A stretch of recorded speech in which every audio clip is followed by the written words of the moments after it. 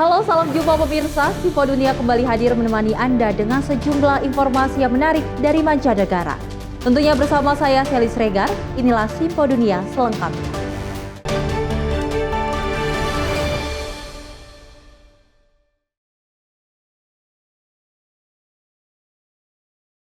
Dan pemirsa, kita awali informasinya di mana teknologi kecerdasan buatan generatif seperti ChatGPT makin populer dan mulai mengubah masa depan pasar tenaga kerja.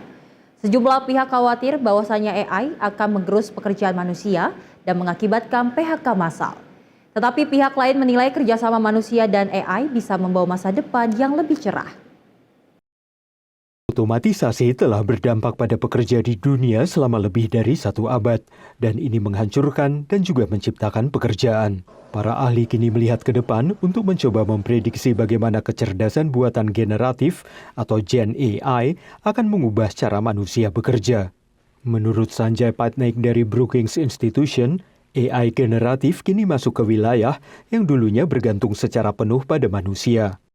The jobs that I had highest risk in the beginning are really entry-level jobs, marketing, research analysts, research assistants, financial analysts, things that can be automated relatively easy that are very repetitive. Tapi menurut sejumlah pakar, ada juga masalah kekurangan tenaga kerja berkualifikasi. Menurut Susan Biller dari Federasi Robotika Internasional, AI hanyalah mengisi kekosongan. We're also looking at rather job that do vanish because no one is training on those jobs yet. A good example for that is the welder. So we use the robotic solutions to overcome that issue and actually still perform all the welding jobs needed. Abigail Gilbert dari Institute for the Future of Work mengatakan, ada sejumlah hal yang tidak bisa dilakukan oleh kecerdasan buatan. There is still a strong demand and a persistent demand for communication, critical thinking, and leadership within businesses. So those kinds of talents that are secured from, I suppose, arts and humanities subjects remain critically important to the labour market. Menurut Sean Daly dari Niagara University, AI akan tetap ada, dan salah satu cara untuk bisa tetap bekerja adalah dengan menjadi ahli AI. People who understand the machine will have their abilities so tremendously magnified. Some of them are going to be content creators who can create unique pieces and unique forms from the text generators, the image generators, the video generators, and boy, the program generators. Untuk mencapai tujuan itu, Gedung Putih telah mengumumkan rencana meningkatkan jumlah spesialis kecerdasan buatan dalam Dinas Pemerintahan Federal menjadi 500 orang pada tahun depan. Dari Arlington, Virginia, saya Helmi Yohanes dan tim VOA. Beragam cara digulirkan di Amerika Serikat untuk memenuhi kebutuhan industri manufaktur di wilayah-wilayah yang mengalami keterbatasan calon pekerja. Di Nebraska yang berpenduduk relatif sedikit, Pemda dan dunia usaha berusaha terus merangkul kaum imigran, termasuk dengan memberi pelajaran bahasa. Di pinggiran kota Lincoln, negara bagian Nebraska, ada sebuah pabrik milik perusahaan alat berat dan motor Kawasaki. Banyak pekerja di pabrik ini bukan warga lokal. About 30% of our workforce in Lincoln is made up of immigrant labor. So that's about 900 people. So obviously, without those 900 people, we could not accomplish what we need to do every single day. And if we did not have that labor, we'd either have to cancel work, turn away orders, or make our products somewhere else in a different country. Meski Lincoln adalah ibu kota Nebraska, kota ini bersama kawasan pinggirannya berpenduduk hanya sekitar 360.000 orang. Tapi suasana kota kecil yang relatif aman justru menjadi daya tarik sendiri bagi pendatang, termasuk Ramiro asal Meksiko. We like the town we are Lincoln, the landscapes, the parks, it's quiet, no traffic. It's a locals living over here, no too much crime.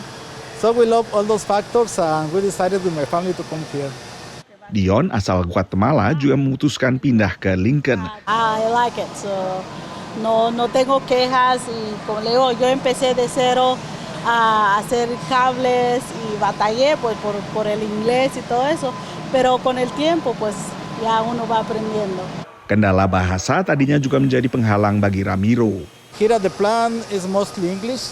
Some people also speak Spanish as me, but not too much. So at the beginning it was very hard to me because of the language. So I needed to take courses, practice. Guna memudahkan adaptasi ke tempat kerja, kemitraan antara pemerintah lokal bersama dunia usaha menyediakan kelas bahasa Inggris diselenggarakan organisasi nirlaba Lincoln Literacy. In Nebraska, we need 50 to 80,000 jobs filled that we cannot fill because we don't have enough people. It's really a function of declining birth rates in the United States. Nebraska's like other states, but with declining birth rates, there simply are not going to be enough people to fill the jobs, and without immigration, it's hard to picture how we're going to continue to grow our economy. Secara nasional di Amerika Serikat, The Manufacturing Institute mencatat sektor manufaktur berpotensi mengalami kekosongan 2,1 juta pekerja pada 2030 dan telah kehilangan 1,4 juta pekerja saat pandemi COVID. Sektor-sektor yang mengharuskan kehadiran fisik pegawainya memang yang paling banyak kehilangan pegawai selama pandemi COVID. Tapi di saat sektor seperti keramah tamahan mulai bisa pulih dan mempekerjakan pekerja baru, maka tidak demikian untuk saat ini untuk manufaktur.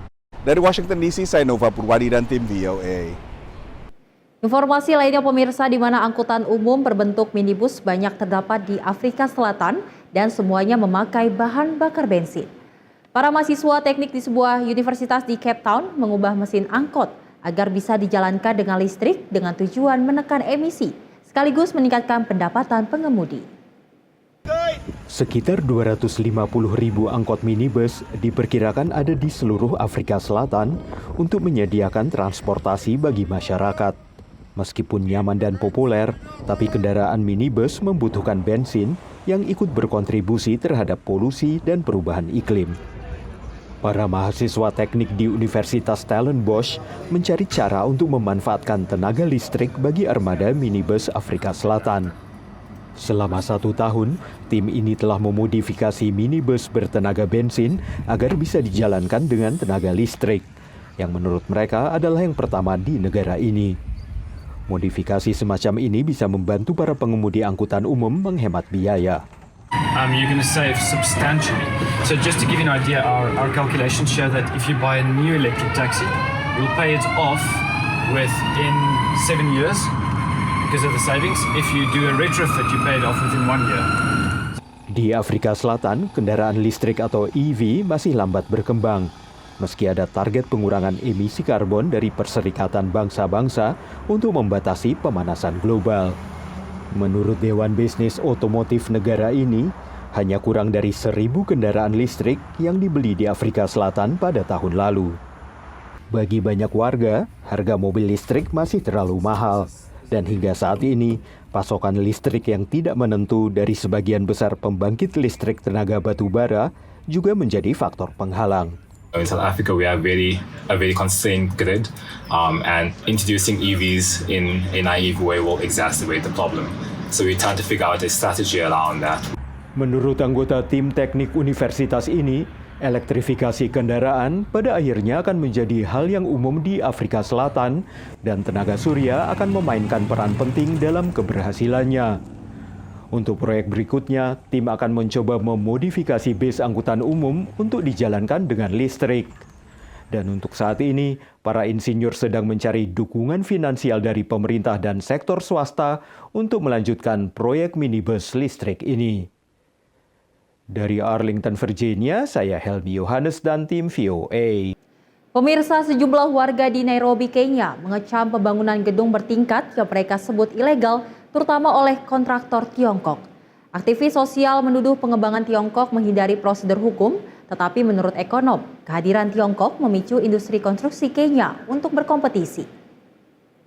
Di pinggiran kawasan Kilimani di Nairobi, warga seperti Jerotich Sei sedang mempertimbangkan langkah berikutnya untuk menghentikan apa yang mereka sebut sebagai pembangunan ilegal di wilayah ini.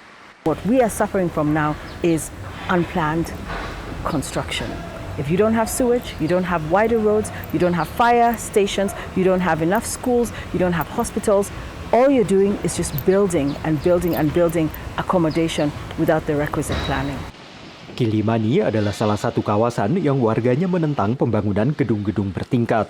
Menurut arsitek di konsultan pembangunan perkotaan EcoBuild Africa, banyak bangunan tidak memenuhi persyaratan pembangunan gedung. A lot of the buildings that we are seeing around here do not even meet that same City Hall's development control requirements. And they're approved in City Hall. They're actually approved in City Hall.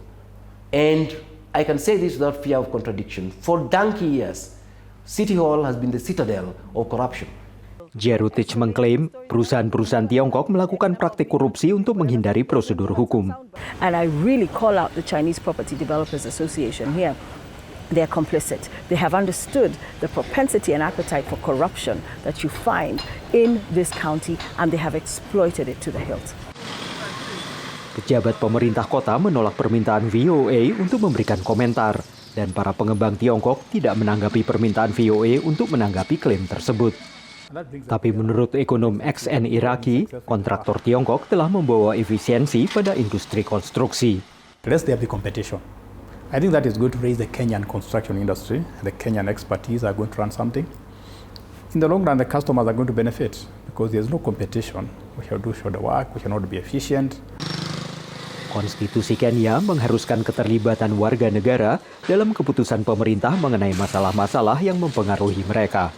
Whereas the law provides very elaborately about public participation, and we have adequate legislation around that, but the practice itself is still being done as a lip service. We still have the government officers calling for public participation when they've already made a decision. So they're doing it just to tick the boxes. Menurut Alfred, hujan lebat dan banjir mematikan di Kenya belum lama ini memperparah masalah yang disebabkan oleh pembangunan tidak terencana. By the time you have those areas built, you are not likely, especially in these areas where we look at 1 acre development, the entire space is going to be concrete. Where does that water go? Dan pada saat Bank Dunia memproyeksikan 70% populasi global akan tinggal di wilayah kota pada tahun 2050, para ahli mengatakan perencanaan akan menjadi kunci bagi kota-kota seperti Nairobi. Dari Arlington, Virginia, saya Helmi Yohanes dan tim VOA. Masih bersama kami pemirsa dalam Simpo Dunia, di mana sebuah perusahaan yang didukung organisasi nirlaba membantu mengembangkan mekanisasi pertanian di Afrika guna memperkuat ketahanan pangan. Kolaborasi ini mendorong para petani kecil menggunakan traktor untuk bertani dan berhasil meningkatkan produktivitas dan juga penghasilan petani secara signifikan. Sebuah traktor baru tiba di ladang Hello Tractor di Kenya dan menjadi pertanda meningkatnya permintaan karena musim tanam yang sedang berlangsung. Traktor-traktor ini disediakan untuk membantu para petani kecil mengolah dan mempersiapkan lahan mereka. Menurut Hello Tractor, mereka telah melayani lebih dari 100.000 petani di Kenya selama 3 bulan pertama tahun ini. Petani padi ini adalah salah satu dari sedikit petani saat ini yang menyewa traktor seharga $150 untuk mengolah lahan seluas 5 hektar. Dengan memakai traktor dan peralatan pertanian mekanis lainnya, petani ini mengaku bisa menghasilkan 200 karung beras dibanding hanya 2 karung ketika ia masih memakai cangkul untuk menanam. Tinga imenisaidia sana kwa sababu ya kwanza napata chakula mingi ambaye naweza uza pia. Vile imeleta uhusiano mzuri kwa jamii kwa sababu tinga inalimia watu wengi safari moja. Inamaanisha food security tuko nayo ya kutosha. Menurut Heifer International, akses terhadap traktor di Kenya, Nigeria, dan Uganda telah meningkatkan pendapatan petani kecil hingga lebih dari 200% dan meningkatkan hasil panen jagung mereka hingga 88%. Organisasi nirlaba yang berpusat di Amerika Serikat ini berkolaborasi dengan Hello Tractor sejak 2021 ketika mereka menginvestasikan $4,5 juta untuk mengembangkan infrastruktur mekanisasi pertanian di Afrika. Melalui program ini, petani kecil dapat membeli traktor dengan skema pembayaran sesuai penggunaan. Menurut kedua organisasi ini, mekanisasi pertanian membantu petani mengolah lebih banyak lahan dan menciptakan lebih banyak peluang bagi warga. an acre of land, one person using the traditional methods of farming, it will take them about 3 to 4 days of farming, of land preparation within their farm, right? But if you're looking at mechanization services, say we're looking at reaping, it takes the tractor owner about 2 to 3 hours, and they're able to prepare the land for cultivation, and that saves a huge amount of time. So we're looking at reduced cost from 3 days to 3 hours. We also looked at other impact that came with this kind of arrangement. We had youth in the community, youth and women that got opportunities to earn their livelihood. We had youth who are working as booking agents. They are able to connect farmers with the tractors through Hello Tractor app, and they are able to book and aggregate this land. Meski sejumlah petani Afrika telah mengadopsi mekanisasi pertanian dan menyadari manfaatnya, banyak yang masih mengandalkan metode tradisional seperti membajak dan melakukan panen secara manual. Hal ini membatasi kemampuan mereka untuk mengolah lahan yang luas dan mengakibatkan kemiskinan. Menurut Hello Tractor, yang juga menyediakan traktor untuk petani di Nigeria dan Uganda, mereka berharap layanan mereka akan membawa para petani menjadi jauh lebih makmur. Dari Arlington, Virginia, saya Helmi Yohanes dan tim VOA. Sementara itu pemirsa, banyak warga Amerika Serikat mengurangi konsumsi daging tak hanya untuk alasan kesehatan, namun juga alasan lingkungan. Mengingat besarnya jejak karbon peternakan komersial. Tetapi pemirsa, riset terkini menguatkan asumsi selama ini bahwa antara konsumen laki-laki dan juga perempuan, salah satunya lebih banyak memakan daging. Dalam kompetisi bakar daging alias barbecue di Memphis, negara bagian Tennessee baru-baru ini, hadir sejumlah perwakilan dari luar Amerika Serikat, mulai Selandia Baru hingga Meksiko. This logo right here, it means El Fuego Nos Une, which in English is the fire unites us. And the only advice that I can say, enjoy your time out there in the backyard with your family, because it's known that fire has united us as a humanity since the beginning of times. Makan daging masih menjadi kelaziman bagi banyak orang di seluruh dunia. Dan riset baru-baru ini yang diterbitkan dalam jurnal ilmiah Nature Scientific Reports oleh peneliti University of Zurich ternyata mengonfirmasi ada perbedaan dalam konsumsi daging antara laki-laki dengan perempuan. Research has already established that men eat more meat than women on average, and that people in wealthier, more developed countries also tend to eat more meat on average than people in less developed countries.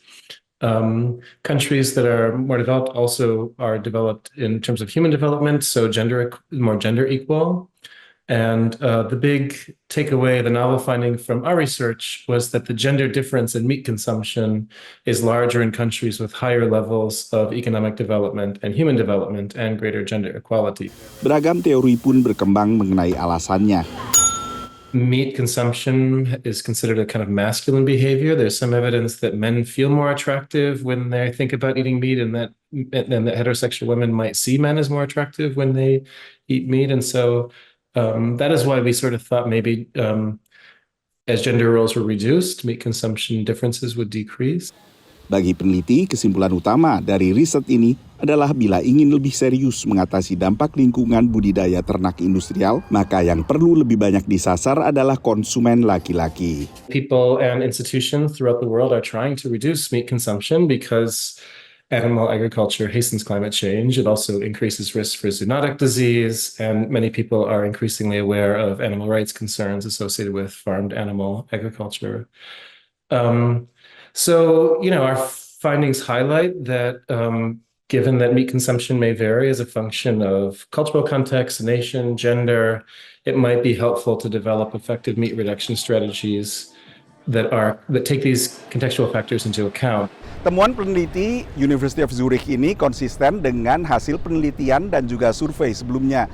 Survei oleh lembaga Gallup misalnya menunjukkan bahwa di Amerika Serikat saja hanya 2% dari laki-laki mengaku sebagai vegetarian. Sementara sekitar 6% perempuan mengatakan mereka tidak mengonsumsi hewan.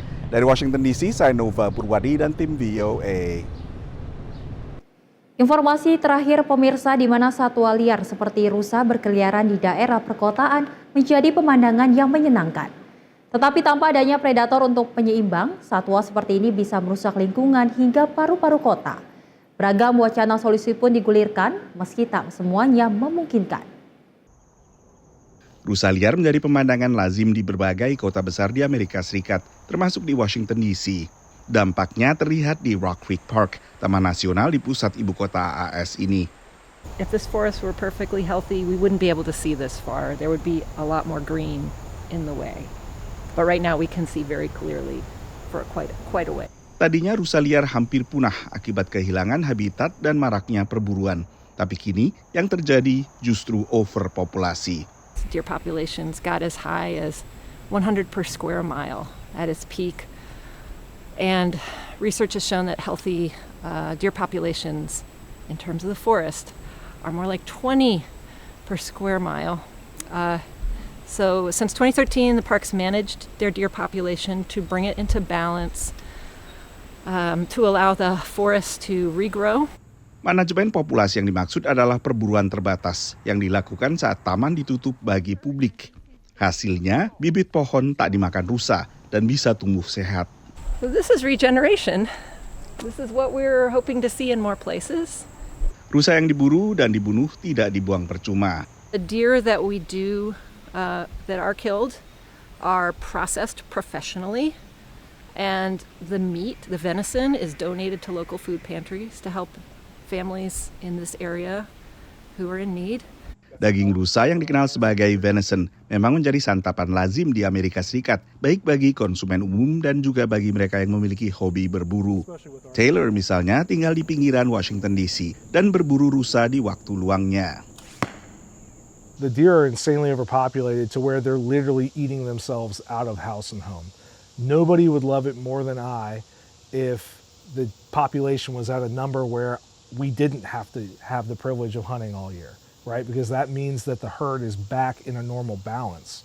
The bigger problem is when the deer are as overpopulated as they are now, the damage that they're doing to the ecosystem and also how they're interacting with humans is very dangerous.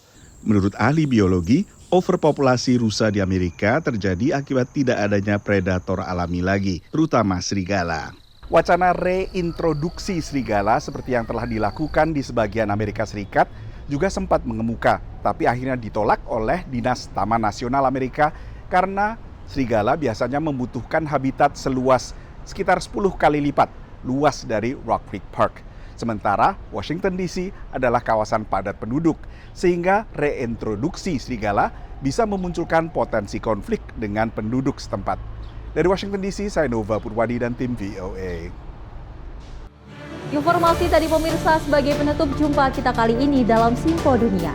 Dan saya Selis Regar mewakili kru yang bertugas pamit undur diri. Terima kasih dan sampai jumpa.